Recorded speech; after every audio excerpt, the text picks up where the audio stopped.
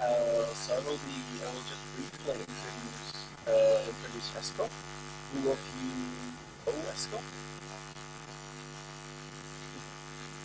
Okay. The presentation is very general, just like what the project is trying to do. So I hope it will give you some initial insight. First, I would like to start with sort of saying something about the state of the labor market in Europe at the moment, because that's something that I suppose related to. I have a graph. It's just one of the average something. So this one shows us how did the labor market, how did the unemployment rate develop after the depression in 2007-2009, and you can see that while for example in the US and G7 the unemployment rate is going down in quite steady pace, and everything seems to be going back to normal. In Europe, we are still quite high, so the adjustment after depression hit us much stronger than most of the other countries. So that's the first fact that you can keep in mind. The second graph that I show you is a bit more complicated. It shows sort of relation between for each of the countries in the European Union. How do their job vacancy rate, that means how many open vacancies they have in their market, how does it compare with their unemployment rate? So you can see that, for example, UK has quite high rate of open job vacancies on their market, and they have lower unemployment rate. While if you look at Spain and Greece, for example, they have much lower rate um, of open jobs and much higher rate of unemployment. Okay, so that's the second thing that I would like you to sort of remember. And if you look at this, it would be quite logical that as a united Europe, we could provide the people from this region with the opportunities in this region and sort of improve the situation as a whole. But there are some problems with that. Europe is a very diverse group of countries, diverse group of member states, and each of them has different languages, different systems, different classifications that they use. So it's very difficult, well, not very difficult, but somewhat difficult for people really to move from one country to the other and understand correctly between the systems what each of them is actually talking about. And this is something that ESCO would like to address and help with. How does ESCO do this? ESCO would like to unify the labor market and education language across the whole European Union. How is this done? ESCO is a taxonomy which describes the core concepts of the labor market. You can imagine that what are the things that are important for you when you are applying for a job. It's what job it is, what are the requirements for the job, and some other metadata like where is the location and things like this. So ESCO would like to describe these things so that it's much easier for everybody to understand. So that ESCO contains information about occupations, it contains information about skills, it contains information about qualifications. These are the three main things, but it also contains information about work contexts and things like this. So it's quite rich source of information which can be used to describe these core concepts of the labor market, like that. SQL is a multilingual classification. So any concept that you can represent can be understood in English, in Greek, in Czech, so that everybody really knows that if they are referring to one concept, in the other countries it will be the same concept. Okay, so that if Joe in one country is like with certain skill, if you take it from looking from the other country, you can just purely take the translation and to know that the skill that the concept is the same. SQL is interlinked, so you always know that if you have some occupations, they will have some related skills and they will have some related qualifications. So it is a huge link of interlinked data which support each other, because if you have just the occupation itself, it doesn't tell you that much, or at least it tells you similar information that you already have in the market. That being information which is contained in this of, I don't know, it's another classification of occupation developed by the International Labour Organization. And SQL is extendable. That means that you would have a specific application, which is, for example, what the students here will be talking about afterwards. That means how you can take SQL and apply it to the practical application, while you would need higher granularity of the information, while you would need somewhat changed information, while you would need extended translations. All of these things can be done. And also SQL is published through late open data. I don't know for how many of you that means something, but it means that it's really an open standard that anybody can tap into. Anybody can use it according to standardized SQL queries. These things, I don't know for how many people I'm saying these things. For how many of you know linked open data? Okay, it's pretty good. I'm not so. Okay. That's a fair point. So linked open data is an initiative where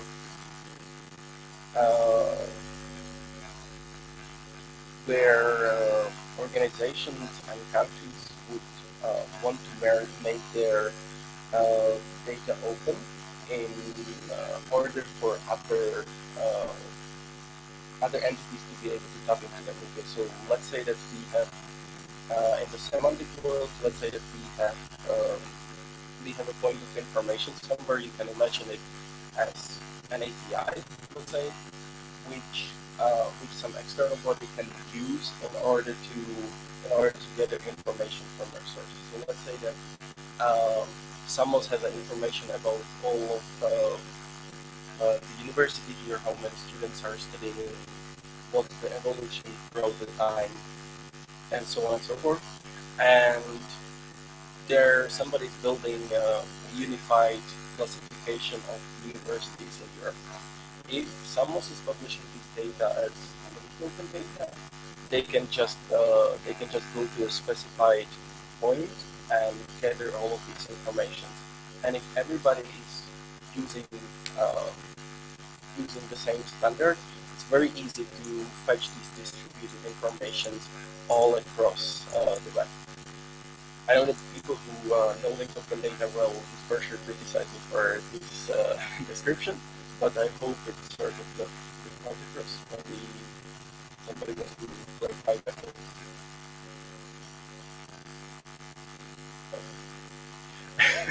No, I'm just I'm not sure how exactly I'm explaining it. I'm asking whether somebody wants to help if I am skipping over some major point, because I'm more of a sort of business side person. I'm not that much technical, so I might be saying things that I'm not 100% sure. So that's why I'm asking. All right.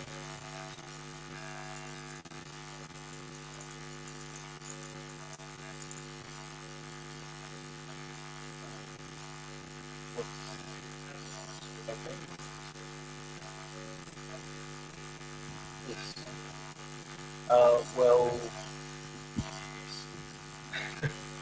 as far as I know, the European Commission has a catalog across Europe where are the different phones and ongoing open data, and also most of the countries are publishing their information about governmental spendings and functionalities as open data, not necessarily in open data, because in most of them it's just an Excel sheet uploaded to the website, and some of them they maybe that I never checked it on this testing. Um, so, but if you move that step forward, you can also interlink this information much more efficient. Yeah. And, so the core of ESCO is semantic technologies and specifically the SCOS way of sort of looking at data. So it's quite interoperable with other standards on the market, and of course extendable. Um, I will show you how ESCO at the current state looks right now, so that we have more of a practical view of what I'm talking about. We'll go to the website.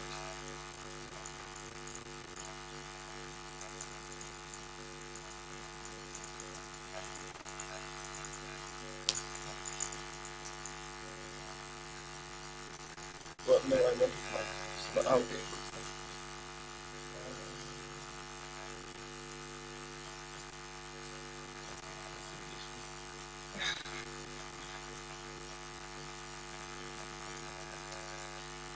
I don't have a keyboard, so that's a bit more challenging.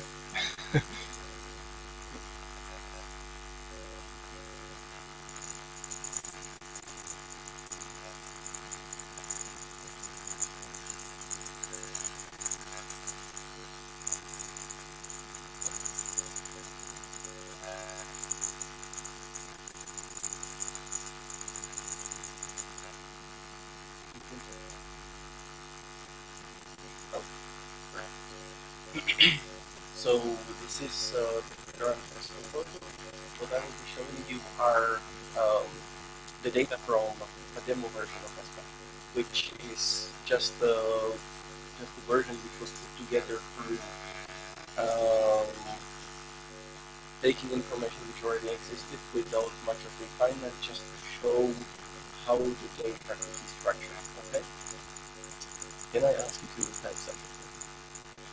Can you type IT project manager? IT project manager. So I will show you how practically an application, for example, looks like.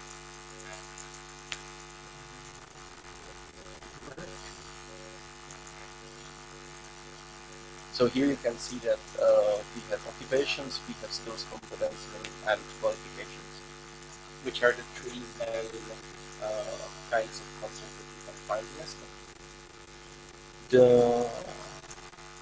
I want to look specifically at the IT project manager.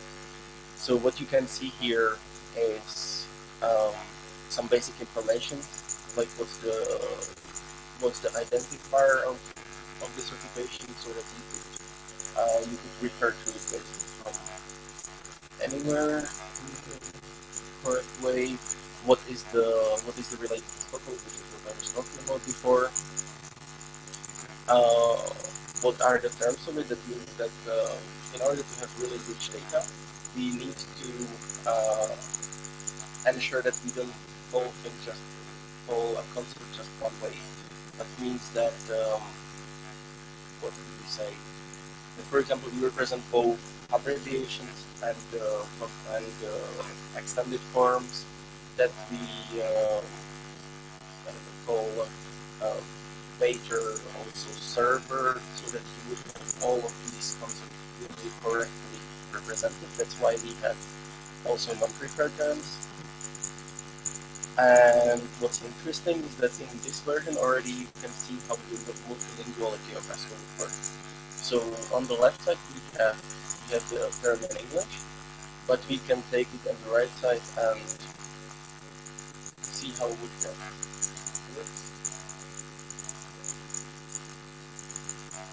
how would that exactly look in brief? In the final version, all of these data will of course be much richer. We will have more developed description. We will have further sets of terms related to the concept, and so on and so forth. But as a first overview, this should give you an idea of where we are going. In terms of what I was saying, that things are repeating themselves, you can see here, for example, that you have related skills for this occupation, so that you know that what are the relevant skills that person who is performing this occupation should have. What are the related qualifications that the person who is following up these courses could have? And of course, you can go into them and you will see the same set of rich metadata, which will give you an idea of what this concept is really about. In terms of how you can currently work with ESCO, is that you can download it either as a full set in form of SCO's compliant dataset, or you can download the specific sections of it and specific languages and in specific formats. This will change with the release of the new version, where instead of being able to just download the files here, you will also be able to access the data through an API, which will be hosted on the server, and through Sparkle endpoint. So that really there are, and still you will also be able to download them, so that if you really want to integrate into your services, you can do it. You can do it directly that way as well. So it's trying to be as varied as possible, so for all the applications that would like to use this data. In terms of numbers of the concept, ESCO contains approximately 3,300 occupations, approximately 13,000 skills. What I'm talking about is the version that will be released on the one that is on the website right now. And for qualifications, it's difficult to say, because qualifications is something that we cannot generate as a classification. We are just giving this platform a way to universities and member states to provide their information about qualifications, because qualification is something that European Commission cannot say these are the qualifications. This is just not correct at all. So it's more about publishing data. So there I cannot be. So this is from my side. I hope that I gave you an overview of what we are looking at with this stuff. And if there are any questions, I would be very happy for them.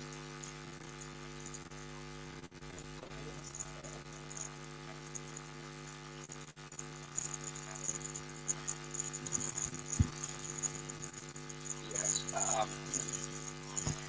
My first question is, how is ESCO being functioning?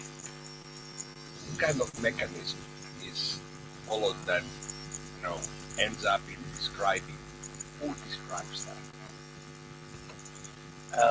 So ESCO was developed through a process in let's say 3 years, was it approximately, where different ways of populating were adapted. The first one, well, all of them had the same core. That means that there is a group of people who investigated different national classifications across different member states and even across outside of Europe, and they see what are the underlying concepts and populate them as a first draft.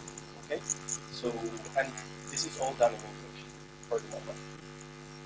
Then at the first phase, the first trial was that this classification was presented to small groups of experts who kind of monthly meetings, and always we look, for example, at ICT concepts and agriculture concepts, and we sort of give feedback on whether this really represents correctly the reality in their country, in their companies, in their organizations, and so on and so forth. That was for the first part. And the second part, it was done through an online consultation where we had approximately 1,000 people from across Europe who went through the specific parts of the classification and provided their comments on these needs and improvement, these skills are okay, and so on and so forth. And that was then taken back and worked into the content itself. Because it's a highly multidisciplinary thing. You're having their skills from philosophy to mathematics and then to ICT, and it's a huge thing. Because through these skills, basically you try to categorize knowledge. And Yes. so if you have all the skills, you have all the knowledge. Yes. That's that's actually, I think, the most difficult point is where do you stop in terms of level of detail.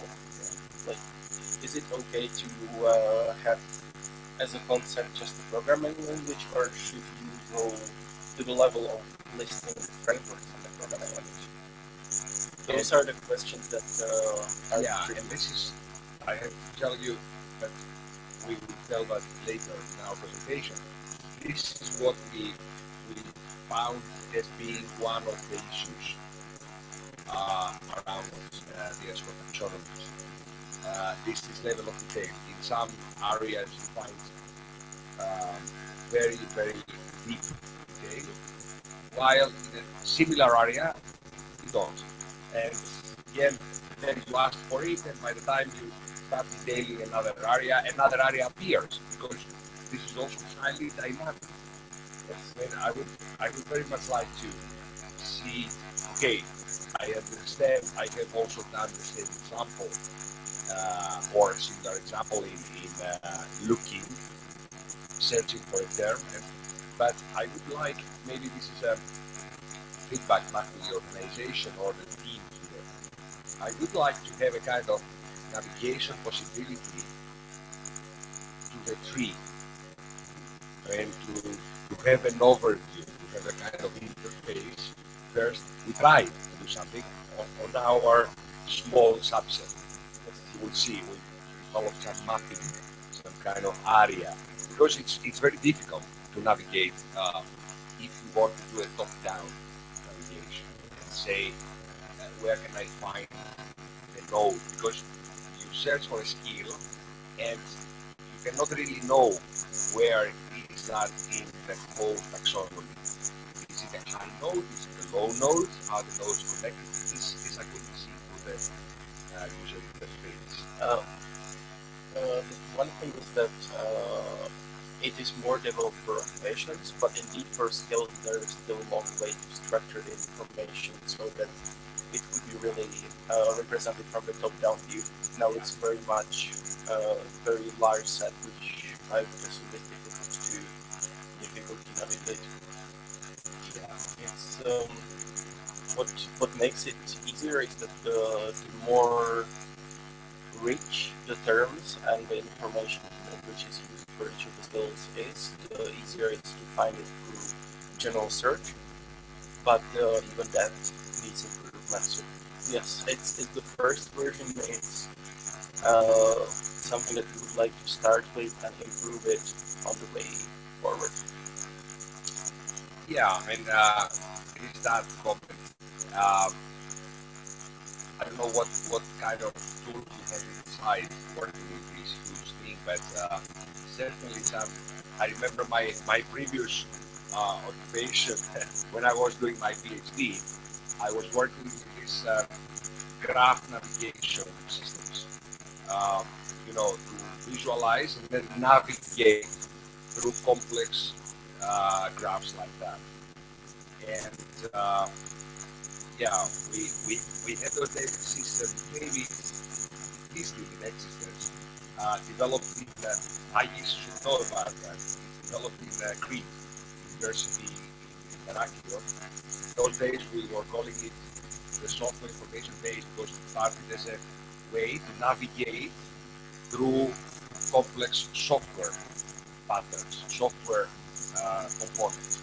So we could upload all the source code of a huge system, do static analysis, and then we could generate the class diagrams, WU, or the method for graphs, and you had a system. Now they call it the SIDOC system, and they apply it. They have a very good user base on documenting museum artifacts, which is also a multi-classification system because you see the Pythagoras glass pot that we gave you yesterday, cup that we gave you yesterday, has many facets. It's a cup, but also it's an answer. And this thing also is not really answer because it's a modern reproduction made by a guy here in Samos.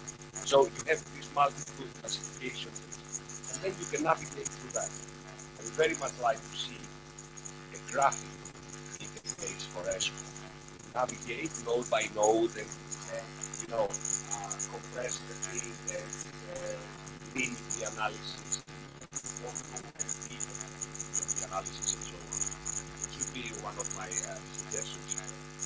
One thing here is that ESCO itself, the portal is basically just a way for people to view it, but the underlying thing is the ESCO product that the European Commission is developing is the classification itself, is the taxonomy.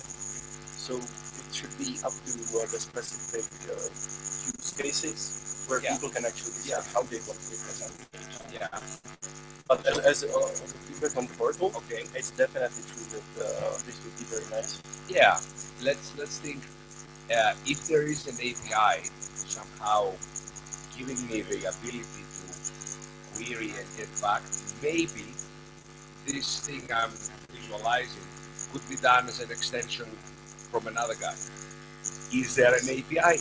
Not at the moment, but on the release there will be an API as a general JSON REST standard API and Spark endpoint. Okay, that would be it, because then somebody could even make a proposal under a framework saying, look, I will work on that, and through the API I will provide a much richer interface for ESCO. That would be very interesting. Okay, and then I have a second question. Okay, about skills. You have your teams.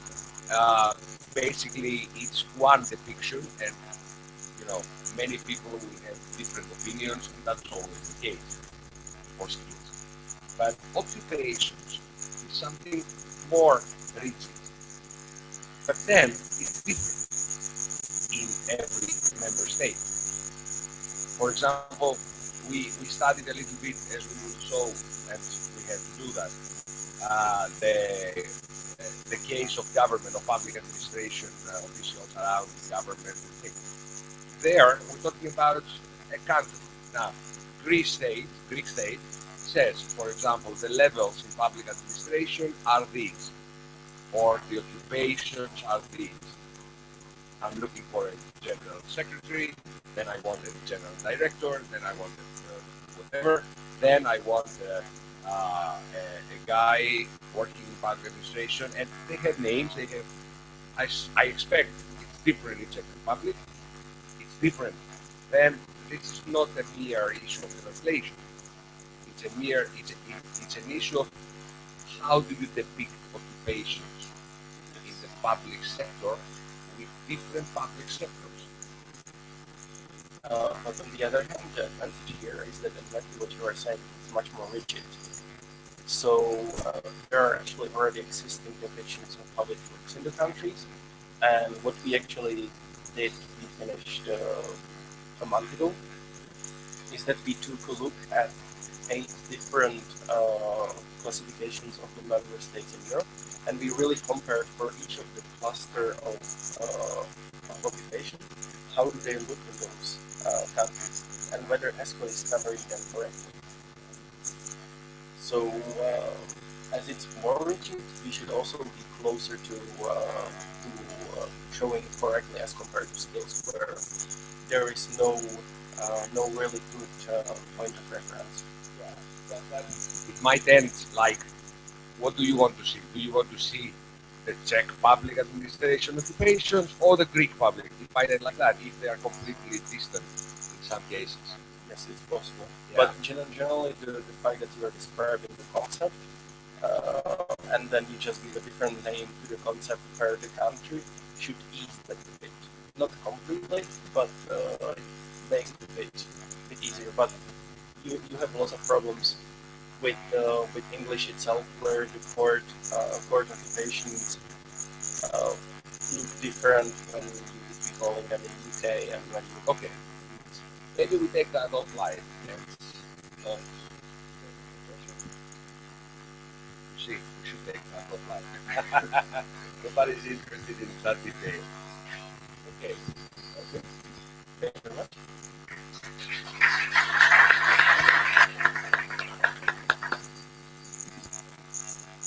And now we go to what is a pilot on top of ESCO. As I told you, we were approached. We share a common friend in company in Cognizone. Here you go on, prepare yourselves, and I'm just gonna do the introduction. And I got a call like 3 months ago, I think, not more than that. It was before the Easter time.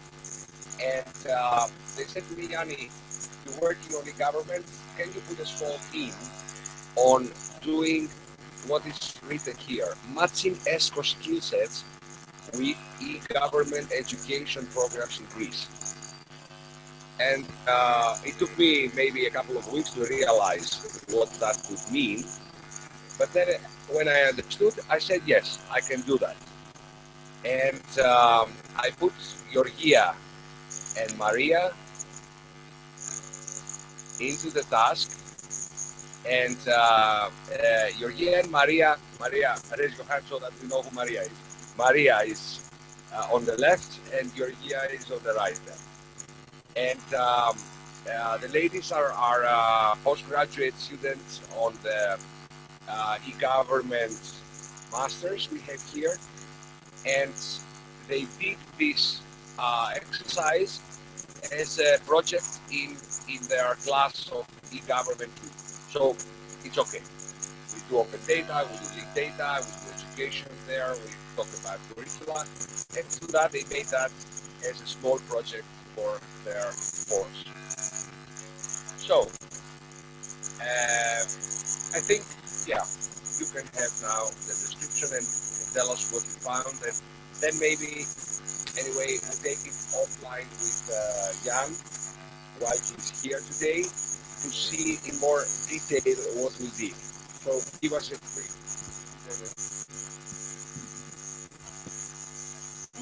Good morning, everyone.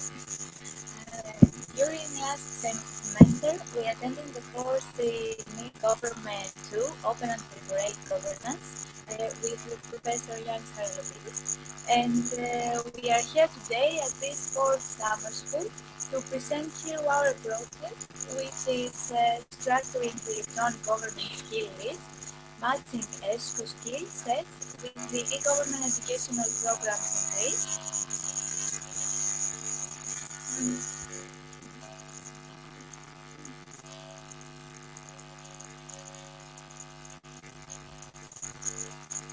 First, we will explain what the ESCO is treating. Then we will refer to the scope and the objectives of this project. Later on, the modules that are included in the free educational programs of study. The list of skills according to the ESCO. After that, we will talk about the methodology that we will follow to match the skills with the three programs of study, the results, the conclusions, and the next procedures needed. And finally, we will present our sources.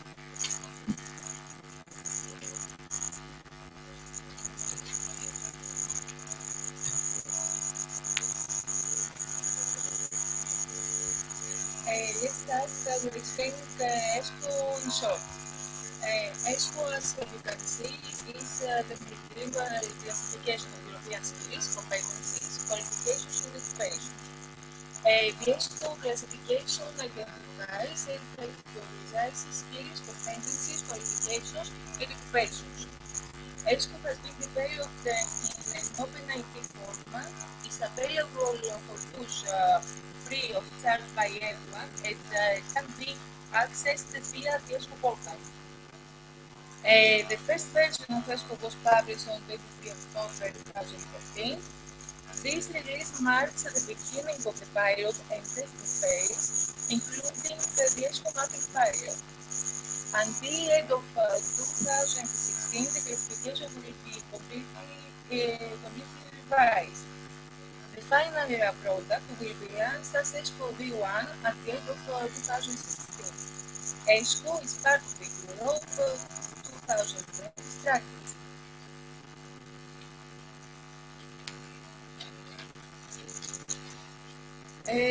The domain, it is so obvious that the domain that we will focus on will be government. The scope and objectives of this project was to study the Greek government curriculums. The first one was from the University of Aegean and the Master of Science of Governance, which lasts for 1.5 years. The second one was the continuous education of exam, National Center of Public Administration and Local Government. And the third one was ESGAV, the National School of Public Administration and Local Government, which lasts for 1.5 years. Then, to master ESCO skills, we offer the subjects in the curriculum of Master Science of Governance, EGDA and ESGAV. Furthermore, to show how ESCO skills can be used as a level of services in the courses provided by EGDA. Other one is to make a civil gap analysis between skills used already by the Master of Science, the government, and the University of Aegean, when defining its courses and ESCO skills. Then classify the ESCO skills and to further enrich the level of services, thus providing more content, that is, new skills. Moreover, to contribute to the establishment of any government skills list. And finally, to use the skills for a possible matching demo, and maybe we can expand the scope and the objectives of the later phase. The curriculum of Master of Science in e-governance at the University of Aegean consists of these compulsory courses, as you can see in this slide, divided in 3 semesters.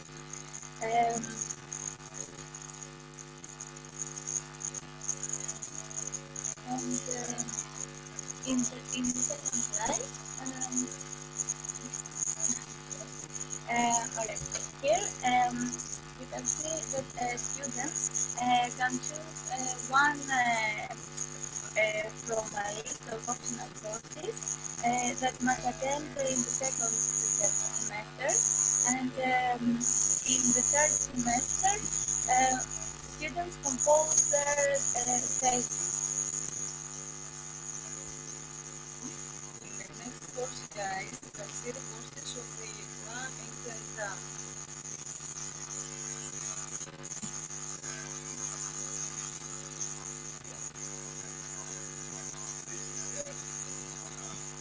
This is the continuous education program. So we have our master is the 10 lessons. It's easy.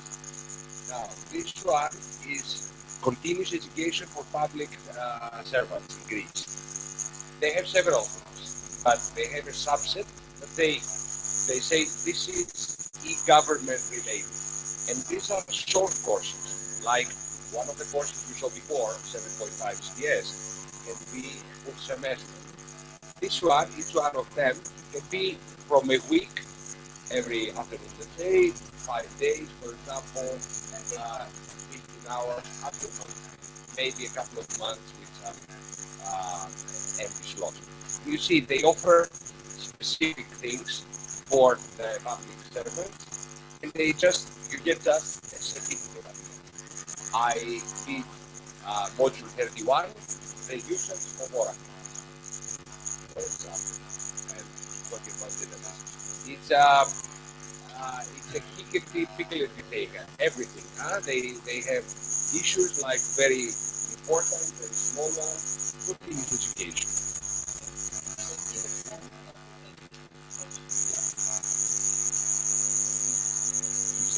Syntax, they call it 38. Syntax public documents with text processing. They teach you MS Word. They consider it a skill. Okay. Go on.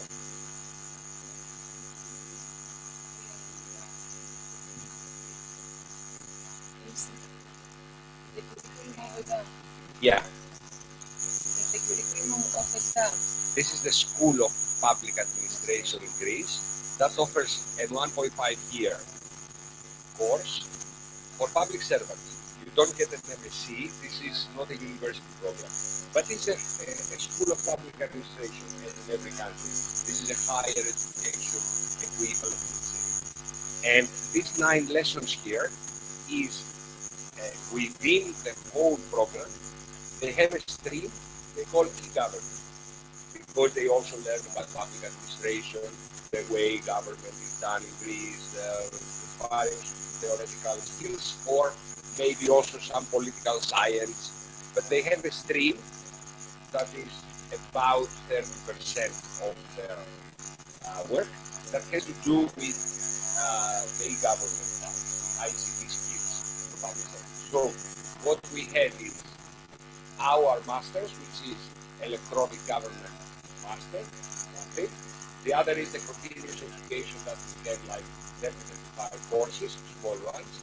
And the third one is the full program, which is the part of the full program of the School of Administration that concerns government. This is probably, I mean, if we left out some lessons at pre-graduate level in universities, because we offer also a couple of pre-graduate lessons, and the UA offers a couple of pre-graduate and so on. This we left out. But apart from those, these 3 programs is what you can find in Greece if you want to study electronic government. And the other interesting thing is that we did that with a methodology that says we don't use our relations, meaning we only took information from the website. This is the method. If you have a description of the website, we will take it. Okay, we didn't refer to them and send emails and give us description. No. Let's see what is in the website. And descriptions of the lesson at the highest level. Go.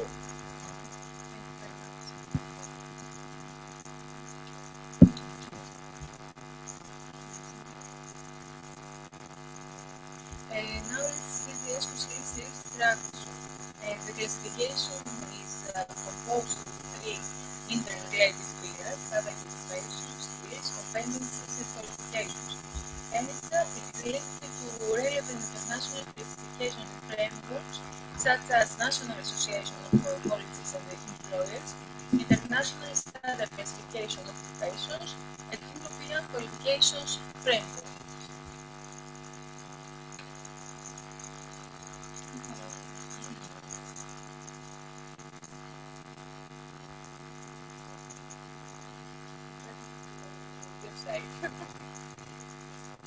In this field of ICT, there are 682 skills, and these skills have 5,492 descriptions. The transversal skills are 20, and the skills related to administration, legal, and social are 458, and their description are 4,199.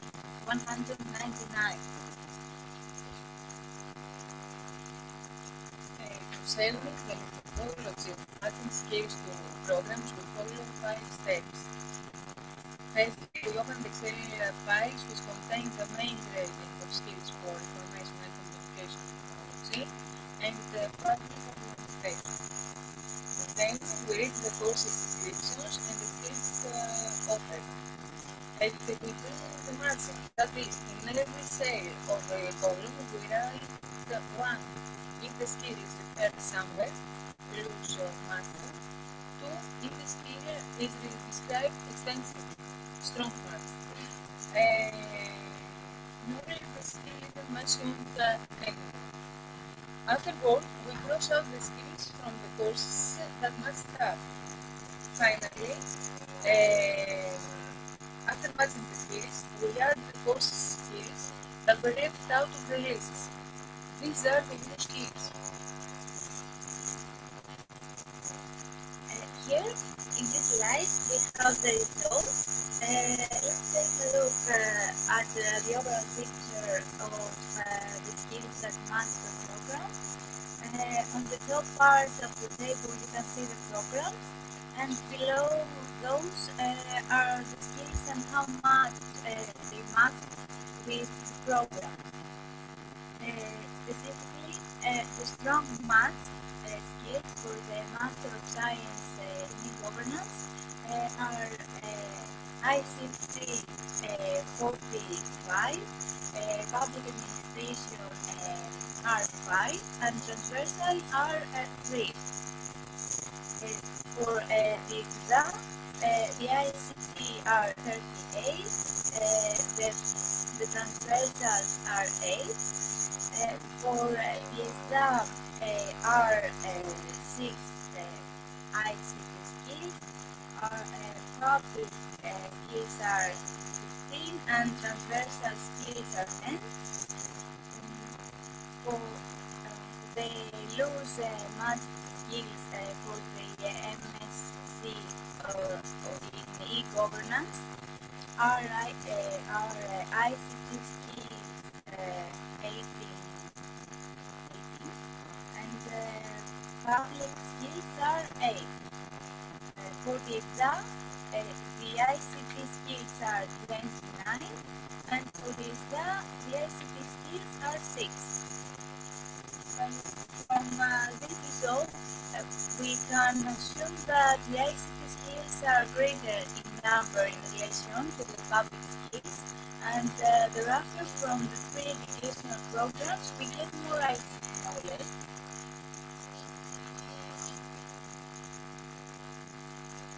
And this is the interaction chart that shows the correlations between the total ESCO skills and the strong math skills of the three educational programs in Greece. And we added extra skills to ICT skills, specifically from the ASEAN, MSc, government, and from the exam. The extra skills 18 and the extra skills 29.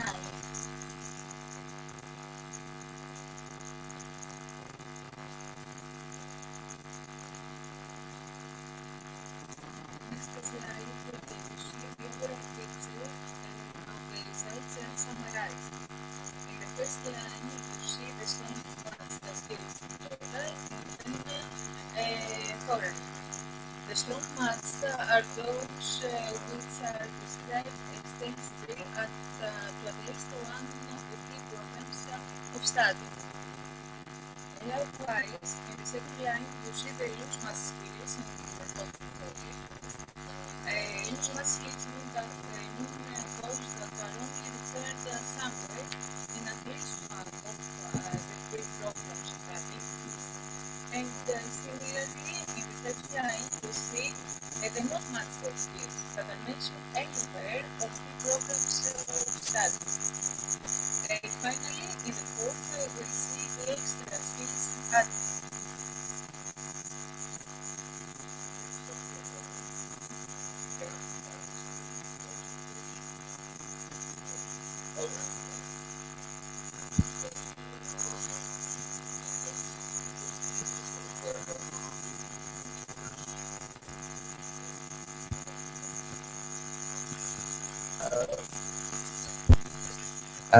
Well, for me, if I look at it correctly, it would mean that ESCO is able to capture some 80–90% of what is there in the curriculum in terms of the skills, right? That means that we have 430 matches and just 60 things that were not possible to match.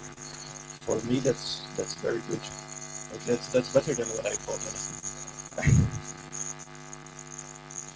I don't know if I'm overly optimistic, but I like this one.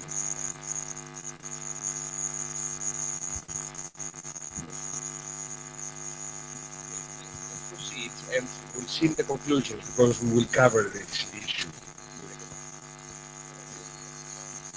In this slide, we can see the formation almost summarized skills.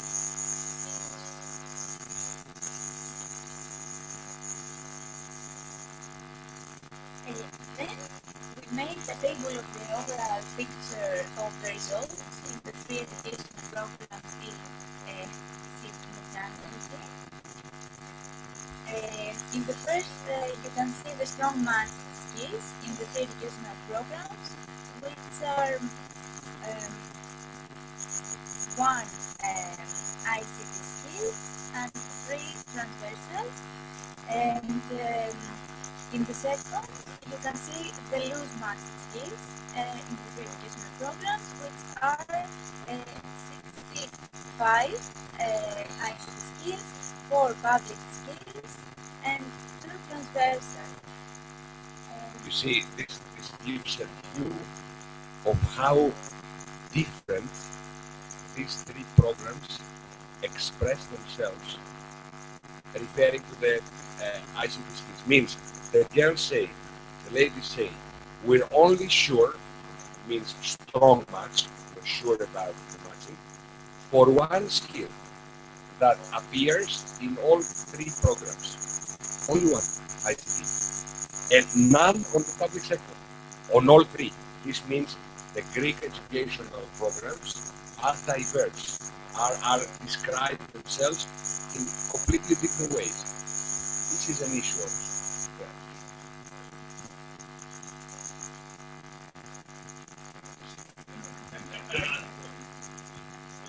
I just wanted to ask, does the word simultaneously here the intersection of the skill set of these? Okay, okay, okay.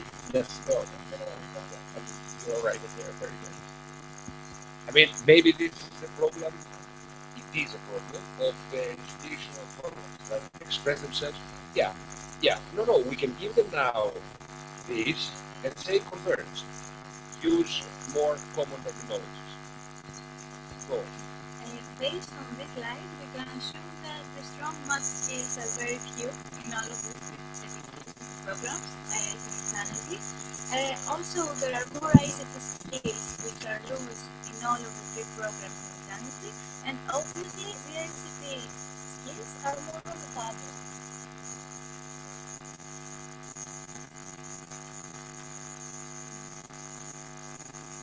In this slide, we can see the structure of the Google Sheet that contains all skills under matching with the 3 educational programs in Greece.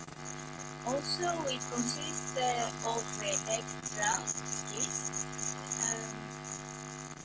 specifically from 1,000 to 1,681. We refer to ICT skills.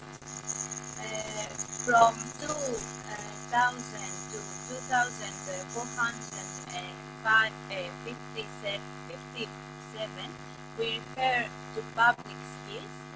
From 3,000 to 3,099, 2015, we refer to transversal skills.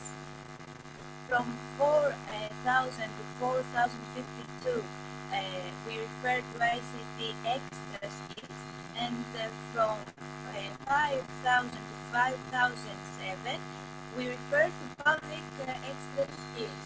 Yeah, so this is what we will give back. This is the end of the Bible.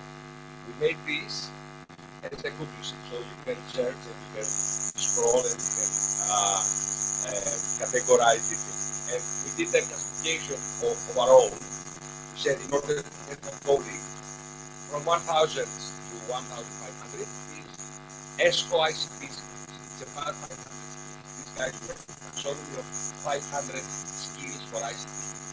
As Jan said, very different. One says do the Joomla one, and the other says knowledge of text processing. And there are 500. So we list those. And then we have 500 public administration. Again, and then we have some more, which is transversal skills. And then we have our own, what we propose to enlarge. And it's all now in the C25. And then if you can do the sorting here, you can bring, which is here. One means lose much, two means from much. Nothing means nothing, no much. And then you can do all the sorting. This is the sheet of 1,000 lines. Okay. Finally, what are our conclusions and what could be our future actions? At first, it is clear that ICT skills are more than the public skills and transversal ones. As technology progresses, we will need extra skills in order to build up our capabilities in a competitive work environment. And the shortcomings are that ESCO skills have very analytical descriptions. Many ESCO skills are low-level skills. ESCO is not very strong in high-level skills. So we need different ESCO roles, skills categorizations, such as decision makers, ICT experts, process experts, information experts, and administrative service provision staff. Finally, it is necessary to enrich educational programs of free government with high-level skills. Can I ask the 60 skills that you have added? If you would have to assign to them whether they are ICT or public administration skills, how do you think would be the divide between the two?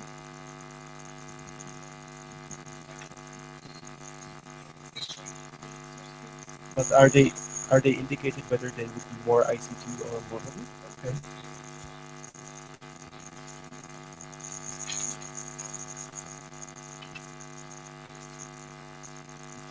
Yeah.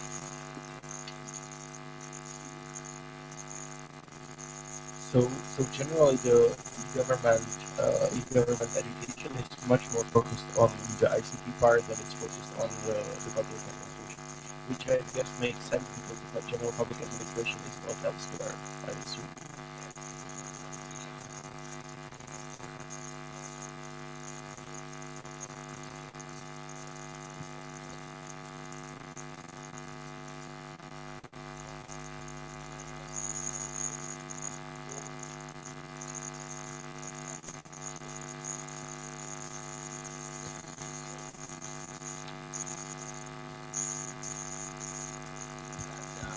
The total ESCO, the whole ESCO, if you go back, again, if you go to the end, here, you see, maybe there's a typing there. We need different EGA roles, skills categorization for these roles.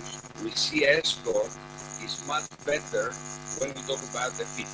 Administrative service provision staff. I mean, if you see one by one the skills, we cannot find, we can cover the public servant who works as a clerk maybe 80%, but we cannot cover the decision maker or the ICT expert in public administration. If you see the skills we added have to do with complex things that are needed in public administration. I think that one challenge there is to sort of draw the line where it's a different occupation that is really ICT governmental expert, and when it's just an ICT expert working in the context of government. That's from my experience with creating an occupation. It's difficult to say where occupation starts and where just a different work content, work context ends. Administration. And we'll also see with next talk with Anneke how we see the training of these guys. We move more towards this, okay, ICT experts, but also see process experts or information experts. These are guys now that will try to work with open data, will try to do service engineering, they're not fully ICT. So we have also those two. These three roles are not covered adequately, and this is where we have most of the extra skills to consider. Thank you very much.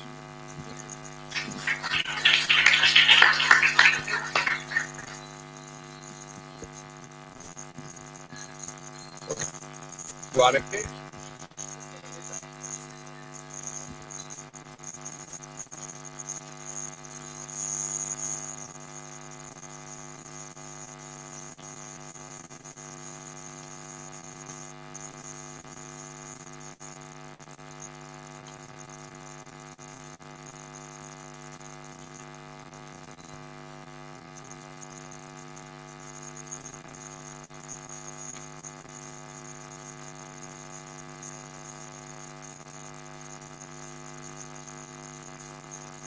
Hey, hello, my name is Rijwijk. I'm a postdoctoral researcher at Delft University of Technology in the Netherlands. And I would like to discuss a bit more skills and training, because today I'm going to speak about a massive open online course that we developed at the university. And the course is about open government. So first of all, some background information about online learning at the university. So TUDel wants to be one of the world leaders in online education. It's really one of the key targets. And this is why we already developed a lot of online courses. You see here we've got 36 massive open online courses. These are courses that are for free, and they typically attract thousands of participants. We also have other online courses which are aimed at professionals, people in the graduate education. And these are typically having less participants, for instance 10 to 100 in total. We already have 11 of those courses. And in addition we have Master of Science courses that we have completely made available online. So that means that students can follow these courses whenever they want, so at the time of the year that they think is the right time to follow it. And it also means that they can get academic credit. So here you see an overview of the courses, the MOOCs that we already had. So these are open online courses. We have a large variety of courses about solar energy, data analysis.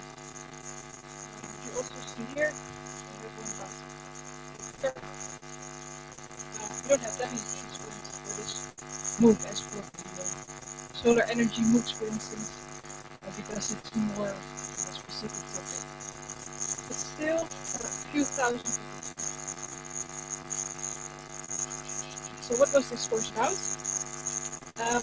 This was the learning objective for the Open Government MOOC. So after the MOOC, the student had to be able to describe, analyze, and discuss the foundations, objectives, benefits, barriers, and potential negative effects of an open government. I would like to show you a short video in which the key topics of this course.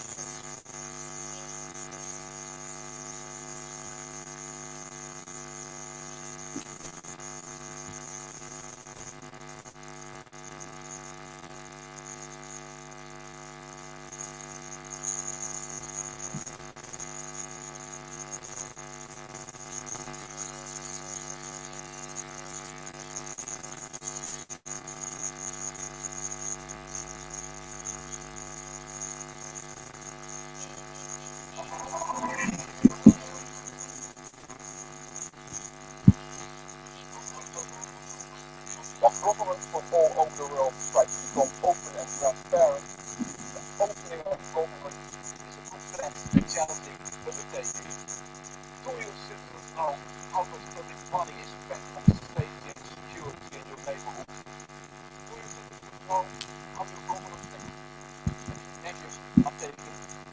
Well, do you want to know how you can ensure that citizens can ask these questions and that government become more open and transparent? Of course, open government is the solution. It will help to grasp the key principles of open government.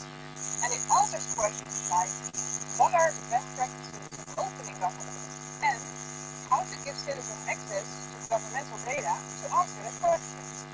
Most importantly, we will apply topics of this course on communication.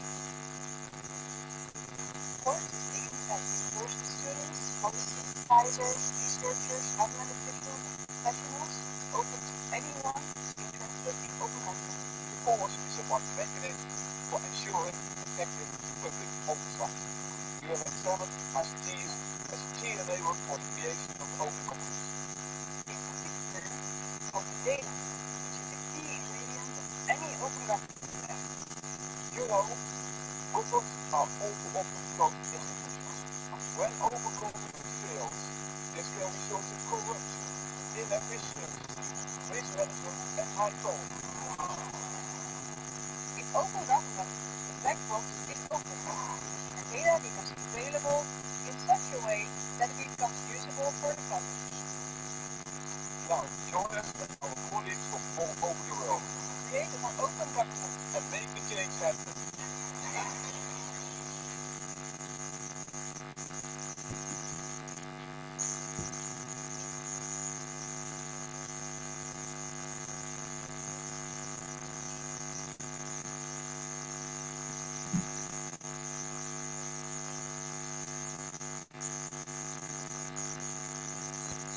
I hope that this video gave you a small impression of what the course was about.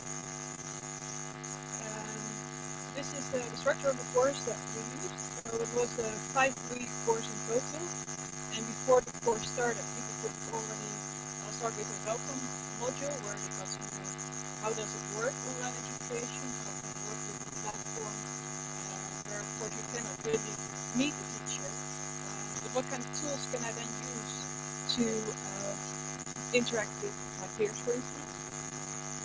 Then we had a week in which open government, the topic of open government was introduced. Then we had the second week, which was my week about open data. Then we had a week of technical and legal aspects of open government. And finally, we had a look at what the values related to open government. And in the 5th week, the students completed the final exam and we had some conclusions. So this was a course that went in March and April of this year. To give you an impression of what should you expect from an online course, this is what the students could see. So here on the left side, you see the modules, the weeks. This is where students could click to see each of the videos. There were videos about a lot of different topics. So here you see I'm speaking about ICT development. The students could then also read along with the text. So all the scripts were provided, they could see exactly what it was about, and they could also translate this to their own language. it becomes accessible to anyone. And in addition, here you see that students can download the videos in different qualities. So if they want to watch it on their mobile phone, that's possible. They download in probably less quality, and they can watch it while they're on the train, going to university, traveling, for instance. And they could also download the exact script, so they had all the content that created. They could download all the slides that we created. So we try to make as much material available as possible. And this was the second week about the data. And we had characters about the legal and technical aspect. Previously, the teacher speaking about legit metadata, virtual research environment. And then we had a final week in which we discussed topics like privacy, transparency, and also participation. So I already mentioned that we try to make as much material available to students as possible. This also means that all the videos that we created are available for reuse. So this means that if you are lecturing in the area of open government and you want to reuse one of our videos or all the videos, that's possible. We have all the videos. So if you're interested, just let me know. I can give you a PDF of the topics that we covered with all the links. In addition, all the videos are still available on the edX platform. edX is the platform that we used for the course. And you can still watch everything. So even though the course is not running live anymore at this moment, you can still find all the material.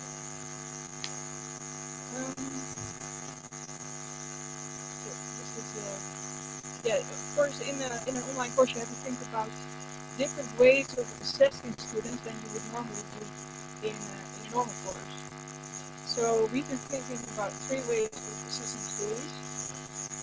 First one is through quizzes. So after each of the videos, students could answer questions about the video. Some of these were ungraded, so you could practice a bit with the material that was provided. And in addition, there were graded quizzes, and each of the quizzes counted for 7% for their final mark. So this took place in week 1, 2, 3, and 4. And then we had a number of assignments. Of course, if you have thousands of participants, it's not possible to give each of the students individual feedback. So we had to think of other ways to assess the students. So what we did was to let them also peer review each other's assignments. And in the first assignment, for instance, they had to post cases on the platform, open data cases, where they could vote for each other's cases, where they could say, this is what I like about your case, this is an area for improvement, and in this way we make use of the knowledge of the students to assess each other. And then at the end they had a final exam that counted for 20%. So altogether this counted for 100% for the final mark, and they only needed 50% to get a final certificate in the end. So even if you wouldn't have time to make the assignment, you could still pass the course.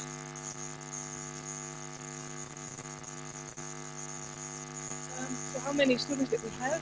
It depends a bit on how you count. But we did count the number of enrollments. So that means how many people have enrolled in the course, how many people are able to watch the materials, to view everything. That doesn't mean that these are the active participants. For online education, you should take into account that only about maximum 10% of everybody who enrolls will really participate in the course. It seems a low number, but if you think about the number of enrollments, and still 10% is quite a lot, especially for the open government course. If I compare it to a normal lecture that I give for 40 students, then this was quite a big class of students. And you see that still students are enrolling. This number was taken at the end of June, and we see that even 29 people have still enrolled in the last week. So people are still accessing all the materials that we create. And you can also see the countries that are represented here at the bottom. And you see that the participants came from 159 countries, which is quite a high number in my opinion.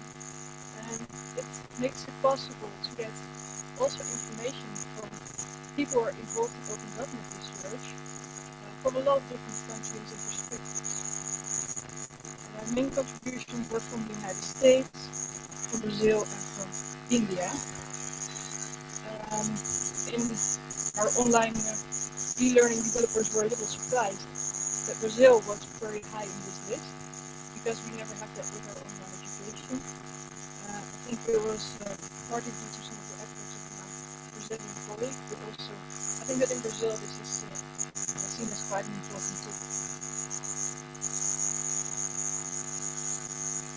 So I mentioned that we had 3 assignments in total in our course, and these assignments were not only to assess people, but they also provided us with very rich base of information about open government from all over the world. So we collected through the first assignment an overview of 171 cases about open government. So students were asked to post their case on a forum, so they could all read each other's cases. They could get insight in what kind of open government developments were going on in other countries as well. And you see that cases are actually coming from a lot of different countries. So I see Greece, Sweden, Scotland, Nigeria, Germany, Netherlands. A lot of countries were represented.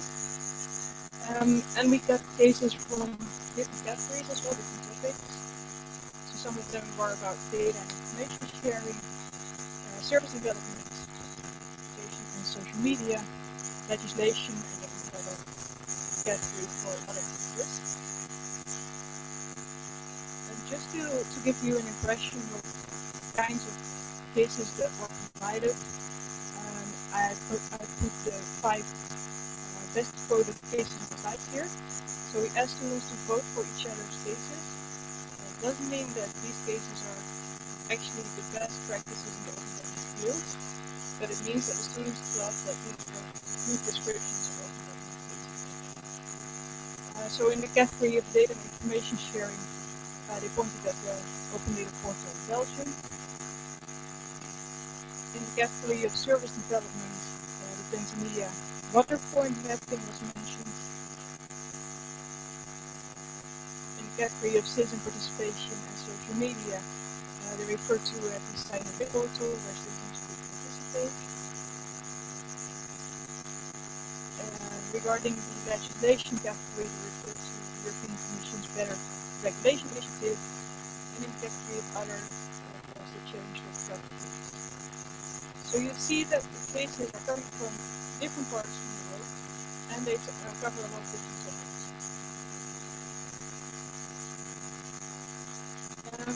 In the second assignment, the students completed the survey. So in the first assignment, we only had some general information about the cases. In the second assignment, they provided very detailed information about the cases, which gives us insight in what is, for instance, the objective of the case, which actor was involved. And then in the third assignment, they had to critically review each other's evaluations of cases. So they could choose one of the 5 best known cases that I just showed, and then they had to evaluate this case in the peer review each other's evaluations. And then they had to assess the objectives, the actors, the technologies that were involved in the open government case, the administrative level that is concerned, the geographical coverage, and also the benefits that this case can bring to government, but also to citizens, the barriers that there currently are for realizing the cases, the critical success factors, and protection factors. So I already mentioned that we got rich data from these cases. The cases mainly come from Brazil, the US, and India. So it's not surprising because we asked the participants to bring in a case from their own country. And these were thus represented countries by participants. Most cases concerned the implementation phase, and most were on a national level. And for most of the cases, we saw that the government was involved as an operational agency. We had a look also at what are the objectives of these cases of open government that were provided. And the most important objectives that were stated were to create openness, which I think is not very surprising, to increase transparency within the government, the use of open government data by the public, such as by citizens or journalists, and the release of government data to the public as open data. So you get an impression of what kind of cases were provided. I mentioned that we also asked for the key benefits of these cases, and the most important benefits that were the most important political societal benefits that were mentioned concerned the increase of transparency. The most important economic benefits concerned the contribution towards the improvement of services, and the most important operational and technical benefits were assessed as easier access to data. And then we also had a look at what are the development barriers for these cases that are provided. Regarding the legal barriers, the participants mainly mentioned time consumption and gaining permission and access to the reproduction of data. Regarding participation barriers, they stated that one of the barriers was that only problems specific to some communities are handled, which may demotivate others.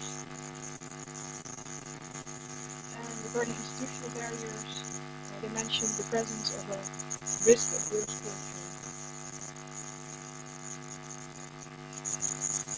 And then we also had a look at user barriers. So here they said that the most important information barrier was that the public does not see the benefits of using the data or data. And the most important economic barrier was accessing and evaluating raw information. It takes a lot of time and money. We had participation barriers. The most important one here was the skills.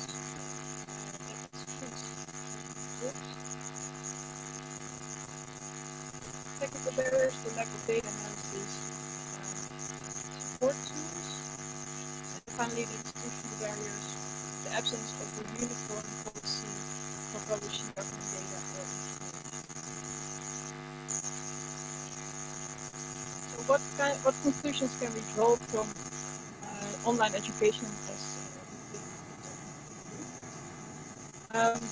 well, we saw that only a small portion of the people actually enrolled did get a certificate at the end. So in the end, 168 people get a certificate for this course. That doesn't mean that the course was not interesting to all the other people who didn't get a certificate, because they could still access the materials. I heard also from several people here who didn't get a certificate, but they did access the videos and use the materials that we provided, so it could still be useful. It also showed that a MOOC or professional education course can provide really interesting research. We got some very interesting insights in open government cases from all over the world. And then finally, are we going to use this information again next year? Well, we're planning to rerun the MOOC in 2017, probably April or May. So if you're interested, people are interested, please tell them about this course. And in the meantime, they can just access the materials so here's the link for the course. Just go to online learning TU-Delft.nl. And finally, I would like to point at a related course that we're currently working on. This is a course for professionals, which will start in October of this year, and it's focused particularly on open data. You can also get information about this course via online learning at TU-Delft.nl and just search for open data, and you will find those courses. Thanks for your attention.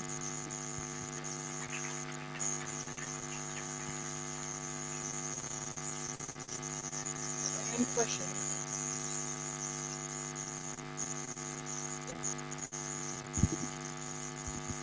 And I noticed that you're going to rerun the course. So the question is more from a logistic perspective. Why this is not an open enrollment course, so anybody can take the course anytime they want? So why do you decide to make just like an academic time-defined training? Yeah, that's a good question. The reason for that is that students are learning from each other, so we have to have certain deadlines for the assignments that they are completing. For instance, if you're participating in a peer review process, that means that you have to provide your peer review at a certain moment because someone wants to get feedback. So that's why we have a number of deadlines. But at the same time, we try to be flexible by, for instance, giving extensions for the quizzes, so people can provide answers to their quizzes, to create quizzes for a few months. They have a lot of time for that. Only the assignments have some deadlines. And at the same time, all the video materials are still available, so you can still access that. The thing is that it's called an archives course now, so you can go to edX platform. You can find everything there, but just not participate in the assignments. You will not receive the credit for the certification. Yes, that's right. Yeah. So that's the same concept. Itself, that you can take the course anywhere and anytime. You just don't get the certificate if you don't comply with the final. Yeah, we also have a number of courses that are self-paced, so you can start anytime you want to. But for this course, that's not really feasible because we want the students to learn from each other, and then you have to structure it in such a way that there are deadlines for the students as well.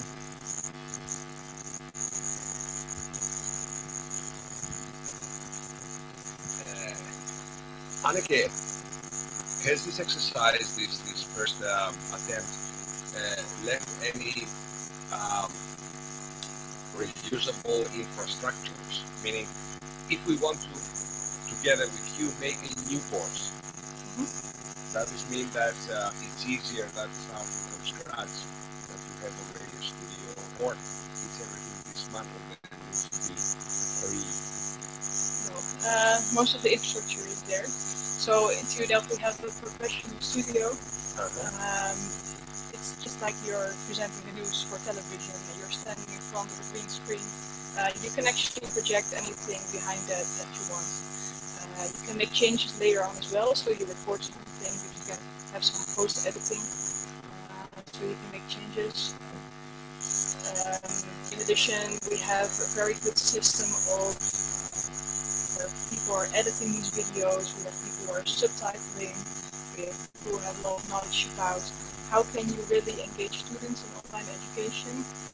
At first I was thinking probably that this would be an easy thing, but if you're really getting into this is quite complicated to create an online course. So you need to have some of the expertise, which we have in our university. But also several other universities have these kind of infrastructures already. Yeah, I mean, does it make sense to say that you look at this also from a perspective of maybe inviting people to give you ideas or even take part in the next course like that? Yes, definitely. For this professional education, we've also invited a lot of people, guest speakers, to record a lecture. So we have people who are presenting cases of open data in their countries, from their perspectives. a lot of people who were at TU Delft just for a project meeting, for some other meetings, and then they also recorded something that they were very skilled. So yes, this is an invitation for you to come and record a video.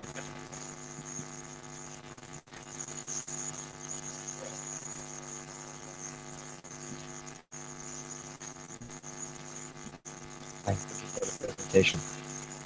I was wondering, I mean, in Italy at the moment, many academic and NGO institutions, we are scratching our head on how to really ignite change in society. And of course, this is difficult because there is a lot of resistance, there is a problem of aligning visions, and so on and so forth. So when I look at this type of courses, the question I have is, have you ever thought about leveraging the community you generate through the courses of alumni or maybe just people that attended the course without finishing it, to ignite some sort of global change? Because we are in a situation in which on the one side we have nations that want to become nations again and not be part of Europe. On the other side we have global phenomena that are very difficult to be managed at local level. So I really see an opportunity in this, maybe not at the level of diffusion we have now, but maybe in 5 years, but we start thinking about it now, to really generate a community that shares some values, like for example, openness is a value, that can become some sort of a virus within their local communities, and they will not feel alone because they're going to be frustrated when they try to open it for the global. Because we've been talking about overgovernment for the last 15 years. We're still here just talking about it. I mean, there is some frustration in the process. Okay, so this is just a comment, but well, the question could be: have you thought about leveraging the community? And the comment would be, if you haven't, maybe it could be worthwhile to really, try to generate a community and try to help this community change the world in the way you're trying to suggest. Thanks for the comment. Yes, indeed, we've thought about this. We have thought about different ways to connect people. For instance, we provide them with forums where they can discuss with each other. They can also find each other. We provided them with, for instance, structured topics within these forums where they can discuss particular topics from their own countries or from other countries. We asked them also to compare cases. We're thinking about having more interaction with people by letting them do assignments with each other. So, for instance, you have people from Italy, from Greece, from Netherlands, from Germany working together on one project. And at the same time, we have our social media. So, it's not here anymore, but I just showed the Twitter handle OpenDataX, where we have a community of about 450 people now who have followed this online education and who are interested in open government and open data, so they can find each other in this way and they can share insights from new research, for instance. But I must admit that this is not, I would say that this is not yet enough to bring the community together. So we have to think about other ways to unite them as well. I'm not yet sure what is the best way to do this. But, something to think about. Yeah, even just creating a Facebook group or a Facebook page that helps a lot, because those already exist, and we connected to some existing open government groups.